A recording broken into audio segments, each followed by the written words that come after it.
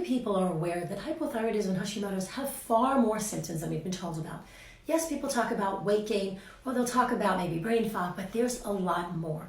I have a Facebook group that has more than 3,000 people in it. We've been doing surveys, and let me show you some of the most common symptoms.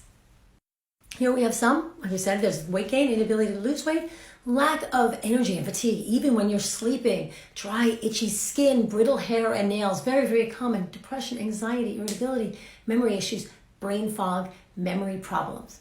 That's just the top 5. Here are a few others you may or may not have heard of. We have constipation, bloating, digestive issues, body aches, muscle aches, joint pain, a round face or double chin, not just from weight, but just kind of a swollen face, cold hands and feet, low libido, low sex drive, very, very common, heart flutters. The way I described it is for years, it was like having a bird trapped in my chest, this weird kind of fluttery palpitation of your heart. Headaches, hormonal issues, PCOS, irregular or really heavy menstruation, infertility, and miscarriages.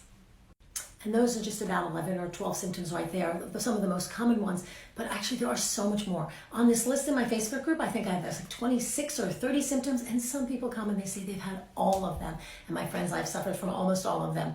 That's because thyroid hormone is needed by every single cell in your body. It's one of the rare hormones that literally has there are receptors for it in every cell of your body, which means if you don't have enough of it, if your thyroid isn't functioning, then every single cell in your body can be affected, from the way your hair grows to the way your heart pumps, to whether or not your muscles are contracting, your bones are growing well, your digestion is good.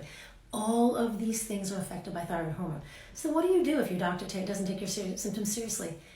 You need a different doctor. I know that's really easy to say, but my friends, symptoms are the way that our body tells something is really wrong. And if your doctor's looking at a lab test and not listening to your symptoms, that's an incompetent doctor. Literally incompetent. That person is not professional, and you need to leave. And by the way, if your doctor's being demeaning and saying, oh, just lose weight, that's just bigotry. That is sexism. It could be fat phobia. Sometimes it's racism. It's doctors who do not take women seriously, primarily because women are the ones that have these diseases. If your doctor, male or female, is dismissing your symptoms and only looking at a lab report to tell you you're fine, that doctor isn't fine, and we need to go elsewhere because we cannot tolerate this anymore. We need to leave the doctors that are doing badly and really only go to those who listen. So if you want to learn more about this, you can go click on my, click on the picture, check out, there's a link for free thyroid healing resources. You can get my free thyroid healing guide, which will start you with meals and so on. And you can also click a link and join my Facebook group, a community of more than 3,000 people